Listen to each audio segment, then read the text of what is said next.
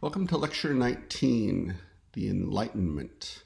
This time period covers the cultural events and also goes into a couple different styles of art, Rococo and Neoclassicism. And we're talking here roughly the 1700s. This is a rare period when the people gave themselves their own name that we still use today. The Enlightenment is a term that was self-conscious at the time. They believed that human reason could be used to combat ignorance, superstition, and tyranny to build a better world. The 18th century intellectual movement emphasized reason, faith in science, natural laws, and progress, and really ushered in what's also referred to as the Age of Reason, of which we're still ostensibly a part. It was also an age of revolutions. It signaled a shift in thinking, a challenge to the established order. The church was often a target, the aristocracy was often a target. But the institutions of European society couldn't keep pace with the changes. So here are two significant revolutions of the 1700s in cultural terms of the time. In regards to politics, the French Revolution was a massive event on the continent of Europe. There was the American Revolution, which came earlier than the French Revolution, but that was just in some podunk backwater on the other side of the world that nobody really cared about. In economic terms, it was the Industrial Revolution. Both of these revolutions had a massive effects on society and shook the status quo to its very core. They also necessitated a new way of thinking about the world, and were also rooted in an important concept. We talked a little bit about John Locke earlier, but his idea is that rational thought should supersede religious superstition. Were influential in the day. The idea that humanity is born good and free of original sin versus the attitudes of the Protestant Reformation.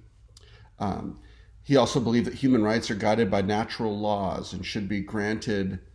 People should be granted rights of life, liberty, and property, and it's a government's job to protect the rights of man. There was also a belief in progress, that the world could become better and we could make it better. Regarding government, at the beginning of the 18th century, nobility and monarchs dominated the political sphere and social order. But, so wealth and power were basically in the hands of the aristocracy. But social and economic developments of the 1700s left the aristocracy increasingly less essential. They didn't really contribute to society. They bought some art, but there were people that were becoming wealthy enough to do that too. And their lavish lifestyle was a drain on the Commonwealth. The situation culminates in the French Revolution, which began in 1789. We'll discuss that later. The Industrial Revolution was all about capitalism. We have the inventions of the steam engine is probably the most important influence, and really signal an innovation in manufacturing. This ushered in the age of machine-based manufacturing versus like manufacturing that was done by humans or animals. This increased productivity to a massive degree. It created a sustained boost in the standards of living. It generated wealth for a new class of people, and really led to a profitability of commercial goods. And so the cities swelled with people, and which created new jobs in manufacturing. And it wasn't the best working conditions by today's standards, but still it was quite an opportunity compared to what people had at the time. And this led to a new middle class who had economic influence. By the early 1800s, politics and economy was dominated by wealthy new capitalists, but that's getting a bit ahead of things. So what is the artist's place in this time of social upheaval? How is an artist properly to respond to the times? Should an artist provide entertainment and amusement for the waning aristocratic class? There's pretty good money in that. Should she create imagery that promoted her ideology? Does he create noble, edifying images untainted by political concerns? Should art shed should art shed light on the social ills of the day? Art of this period did all of these things. And it started with Rococo. Rococo style emerged around 1750. And the term is derived from a French word for the small stones and shells that were popular imagery in the decorum at the time. And Rococo was a lavish and luxurious style that was popular with the court of Louis XV and XVI. In fact, it was associated with the French nobility up until the start of the Revolution in 1789. King Louis XVI moved the court back to Paris from Versailles and set up lavish homes in town that became the center of social life for the nobility. Their lifestyle was refined and fanciful, and the artwork they loved was decorative. It was superficial, it was full of elegance, it was decadent and completely without function, like the declining aristocracy themselves.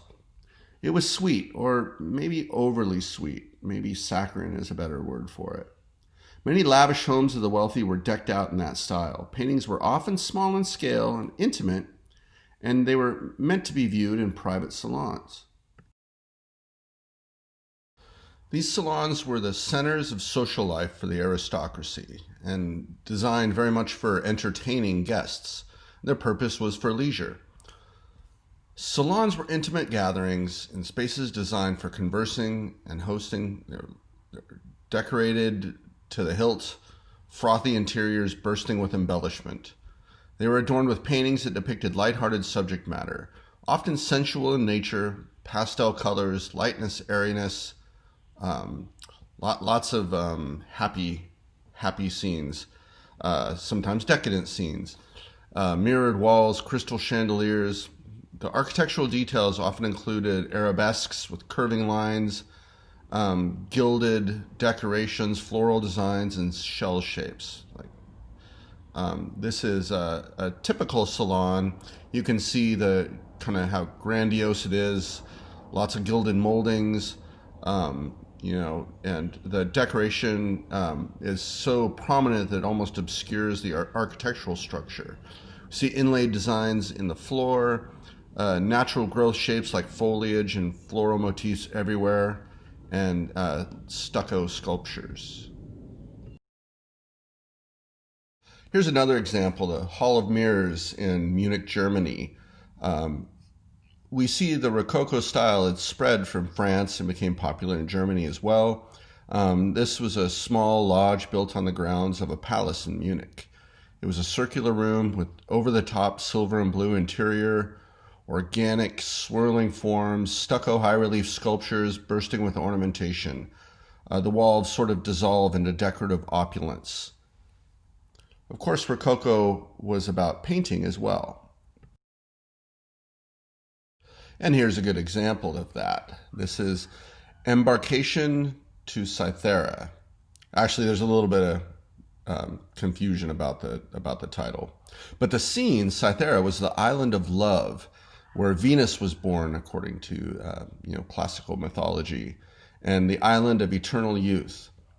We see visions of fantasy in an idyllic setting, aristocrats luxuriously dressed in shimmering colors, and maybe evoking a forlorn love or maybe regret. But this was an example of a gallant party, which is a new category of art describing elegant outdoor entertainment for the idle rich aristocracy, an amorous festival. And we see here moving toward intimacy and personal pleasures and away from the grand gestures of the Baroque paintings that we looked at in the last chapter. Here we see kind of a melding of romantic love and nature. The story unfolds in the foreground from the right to left like a continuous narrative. We see delicate colors and a sense of nostalgia, longing, and unrealized passion, and perhaps suggestions of the fleeting quality of pleasure. We see lavishly dressed couples paired up in this verdant landscape. The use of line kind of meandering through the composition that leads us back towards the ship from the bottom right-hand corner. Most of the figures are gazing to the right. We follow their gazes, and there's sort of this procession toward the ship is disrupted by the backward glances. And as pretty and overwhelmingly, pleasurable as the scene is, there's this slight air of melancholy. And in a way, it captures the subtlety in the range of poses and different types of fabric, this iridescent shimmer of satin. Next is a painting by Francois Boucher.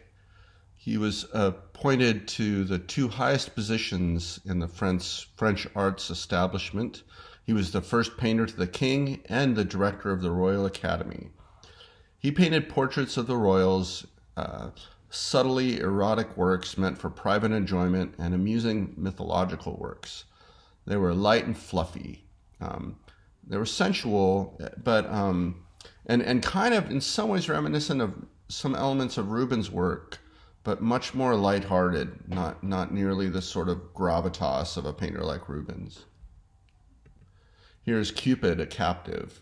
You see a triangular composition, rosy, fleshy figures. It's delightful, but kind of shallow. We see the floating figures in space, and almost a Baroque sense of movement and diagonals, but much more decorative than any Baroque painting and a lot less dramatic. These figures are almost like pretty little marshmallows.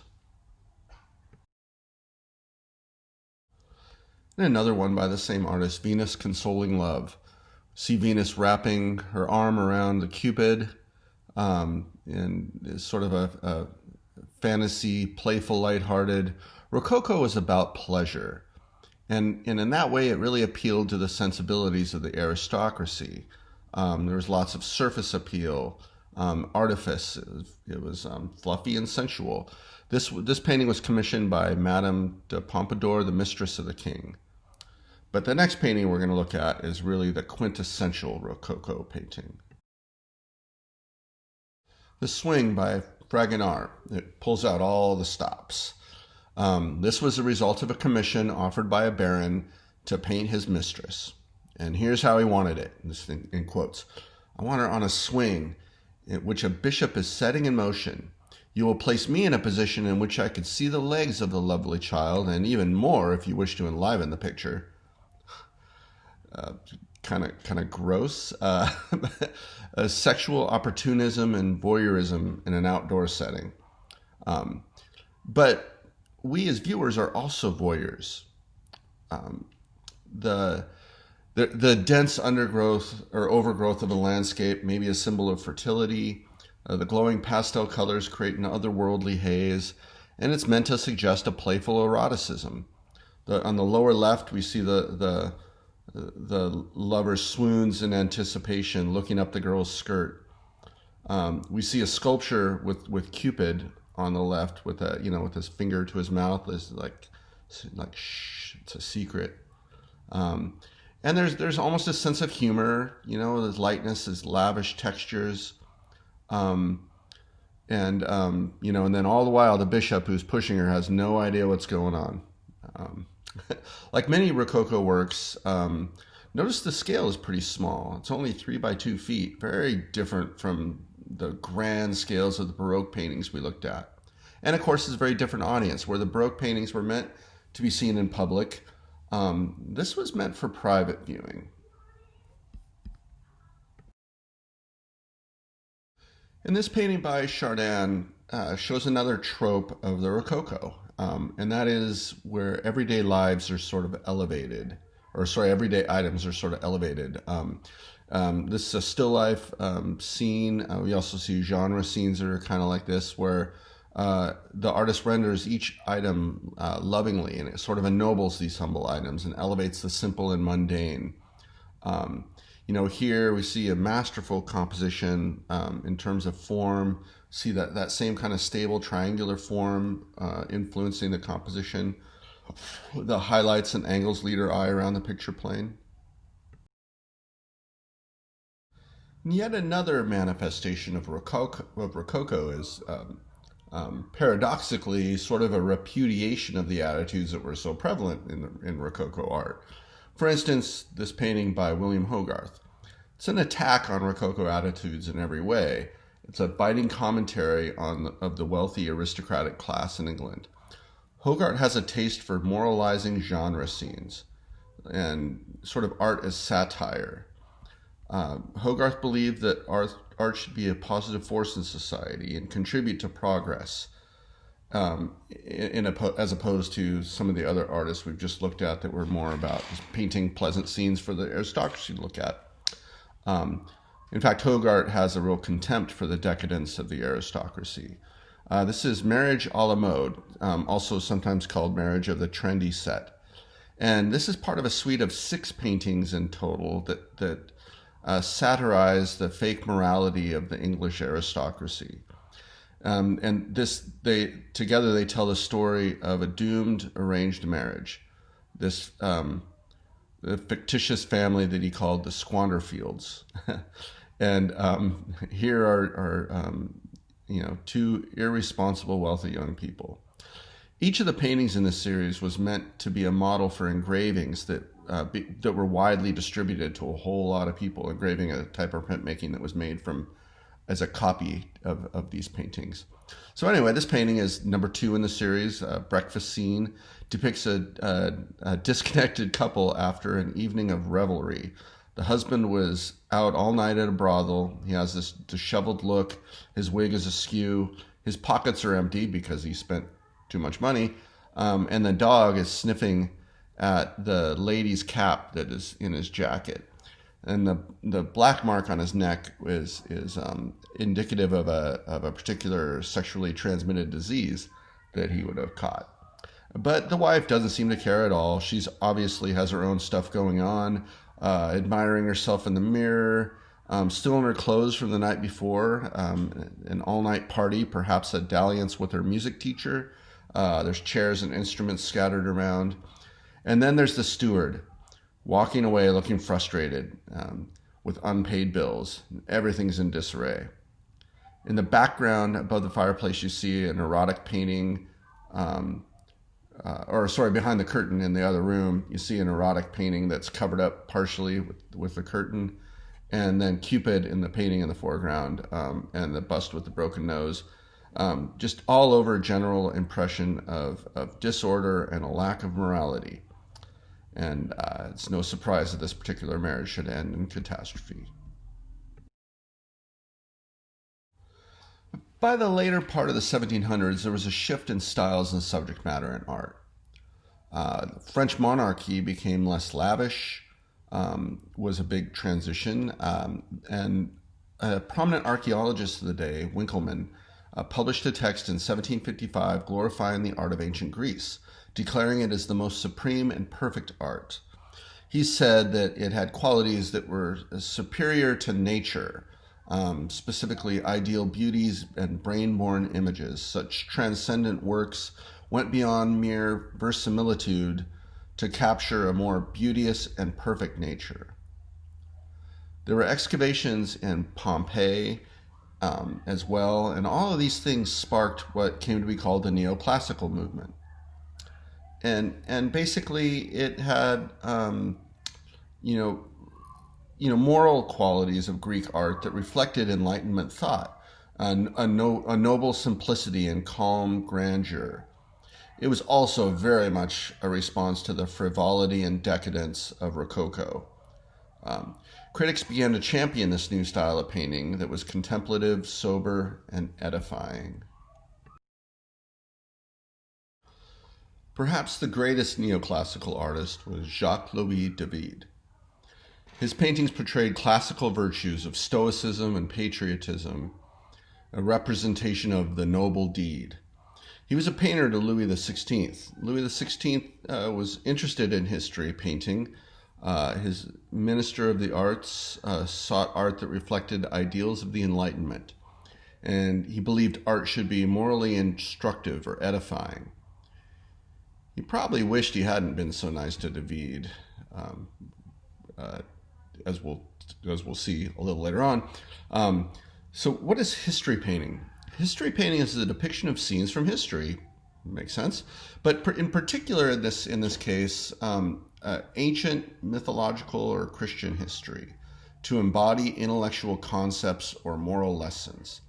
And they were narrative and usually included multiple figures. And this style of painting at the time, history painting was exalted.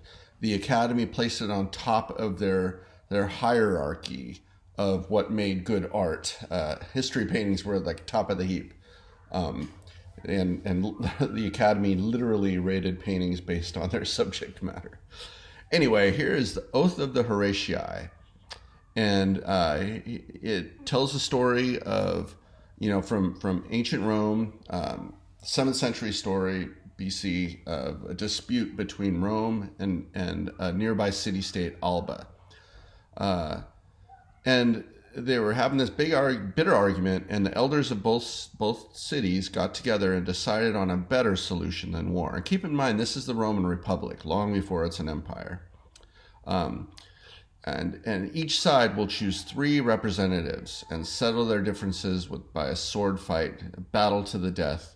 And whichever side loses will accept the fate of the outcome, and then that way neither city needs to lose a whole bunch of men in an actual war.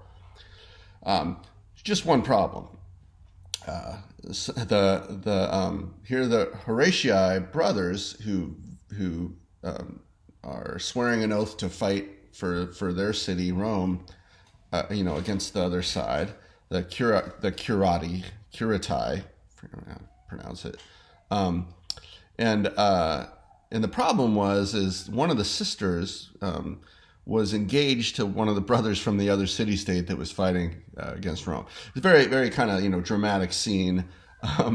But we see here strong lines and a striking sense of geometry to the composition. See, it's kind of divided into 3s. We have the 3 figures on the left with the 3 swords, the 3 arches. And there's a real dramatic sense of light. Not quite what we would see like in a Baroque painting, but still a dramatic lighting. We see a really staged quality and lots of spare space around. And the surface is sort of smooth and glassy. There's little evidence of any brushwork. It's, like much more like kind of naturalism in the work, and clear contours and chiaroscuro.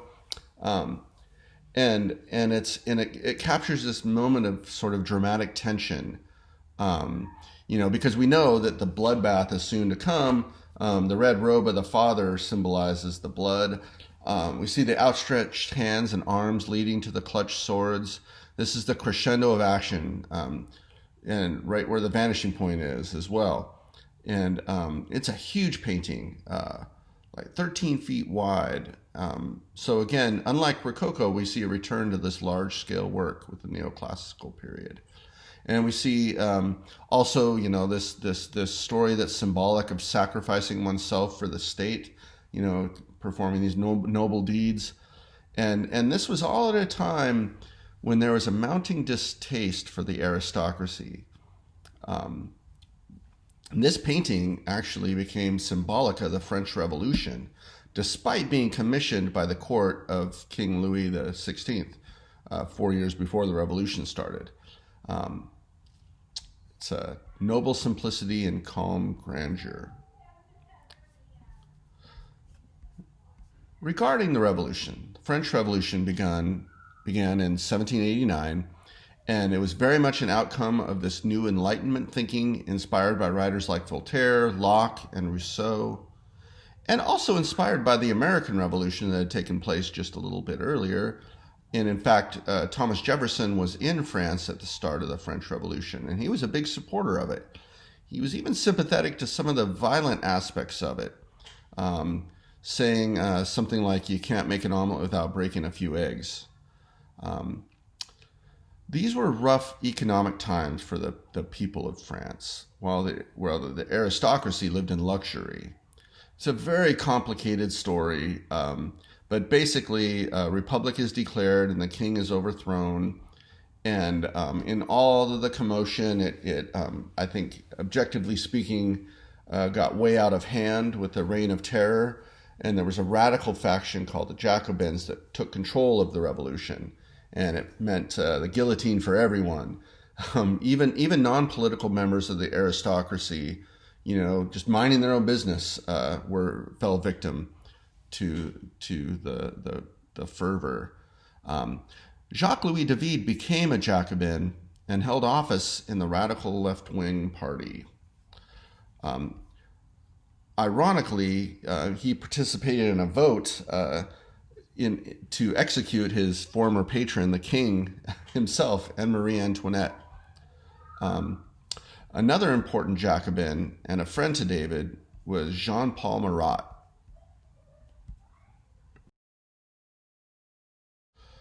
Marat was also prominent in the radical faction that was responsible for the Reign of Terror, and he was assassinated in 1793. And here is David's memorial to his fallen friend, a hero of the revolution. Marat was a complicated man, a dedicated revolutionary and a defender of the people to some, and to others he was a ruthless radical who was hated and feared. Charlotte Corday was a more moderate revolutionary figure, and she was the one who stabbed him to death in his bathtub. Corday said, "I knew he was perverting France. I've killed one man to save 100,000. This painting was made within 3 months of his murder, and sort of a modern version of historical subject matter in a sense. So modern reporting versus like ancient history, and both were kind of under the auspices of this neoclassical movement. And this painting depicts Marat as a martyr, clearly. And and just imagine how the scene could have looked, and probably did look. This man, naked in the tub. He actually spent most of his time in the tub because he had a really serious skin condition.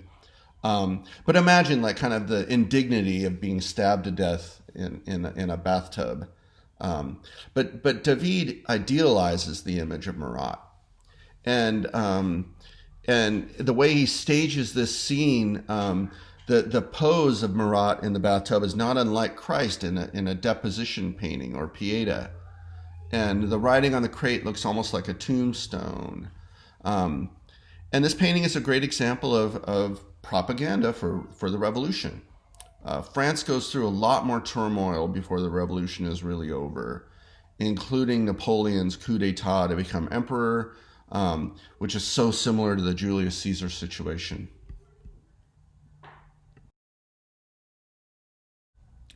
Antonio Canova was Napoleon's favorite sculptor.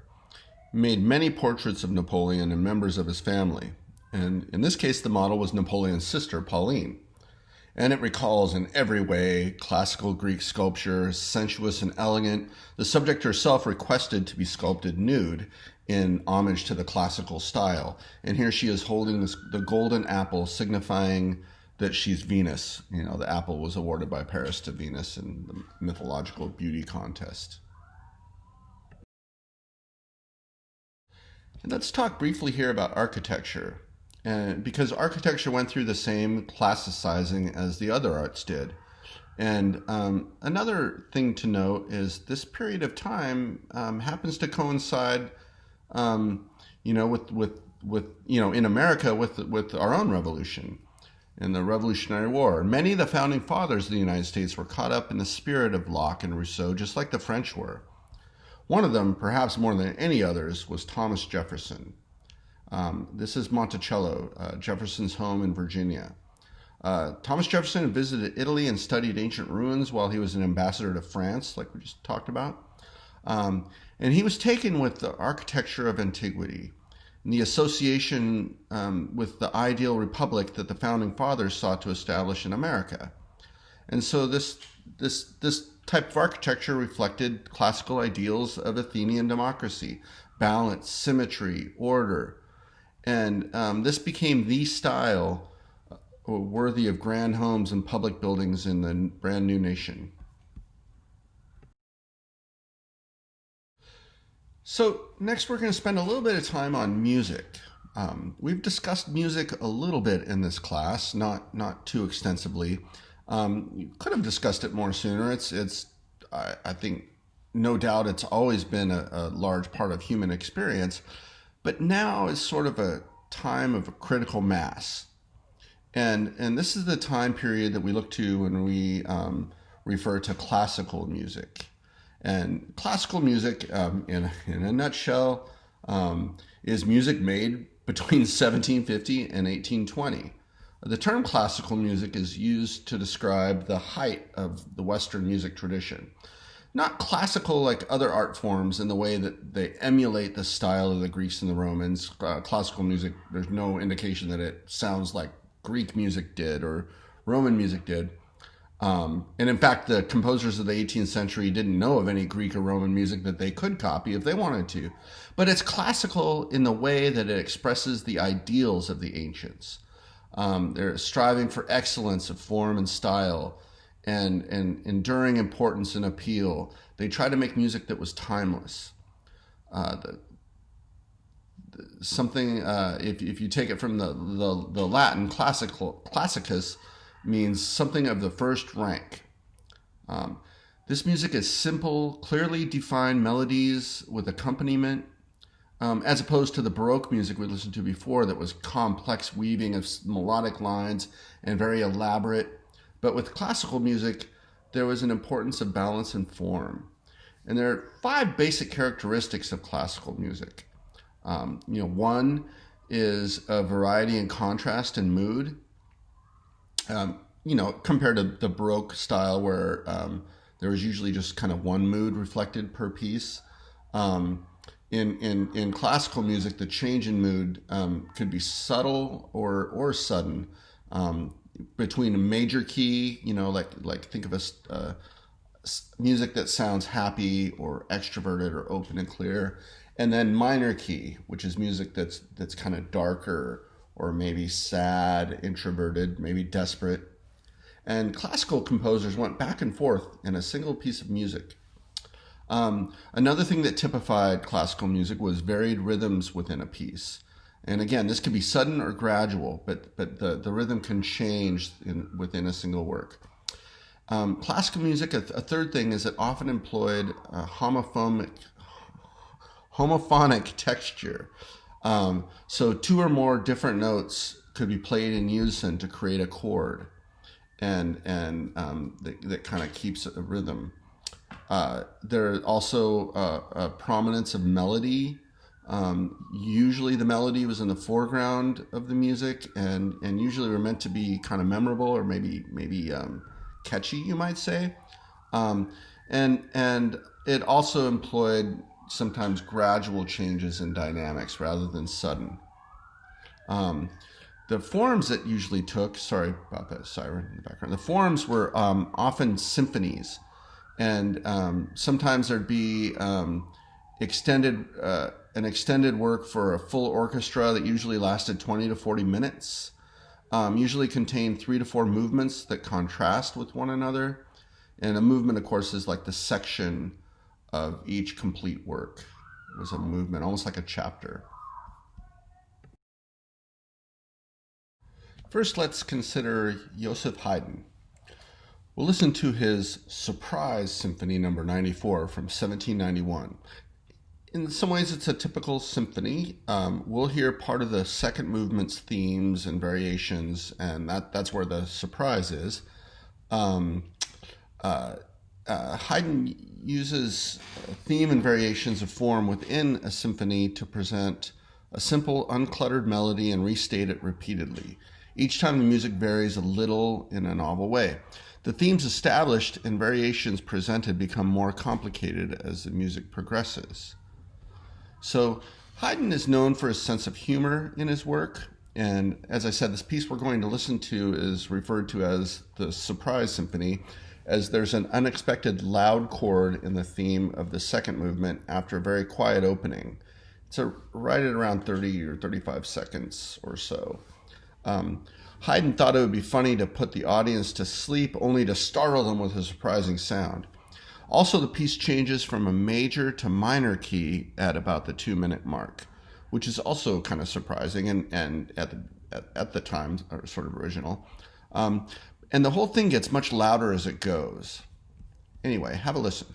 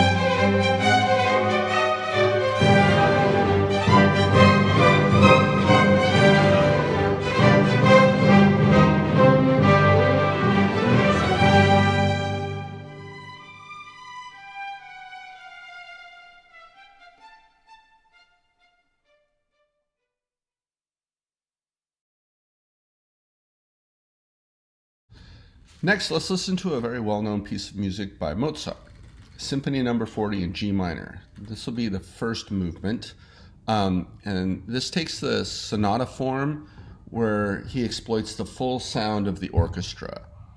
At the beginning, and the first theme is urgent and insistent, and it kind of progresses from there. This is one of only 2 minor key symphonies that he wrote. And note the great shift in character between the 2 themes of the first movement. The first has a strongly agitated character, while the second is more plaintive and chromatic. This duality between emotion and control is at the heart of this symphony.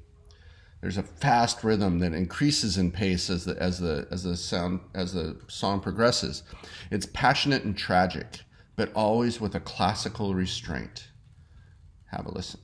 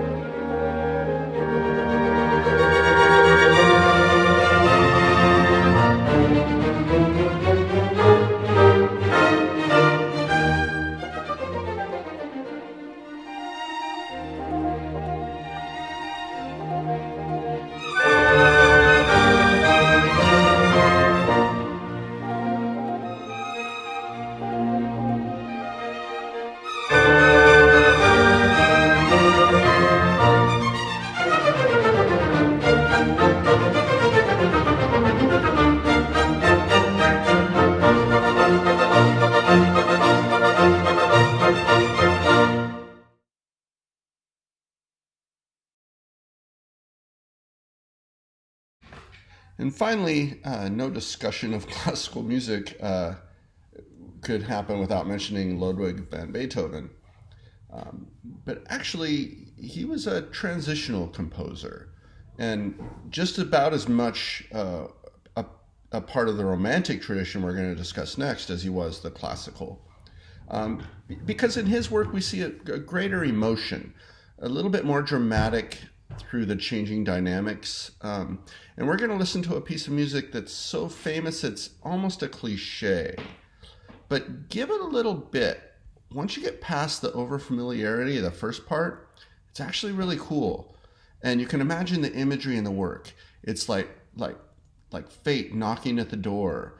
And the rhythm sounds is literally like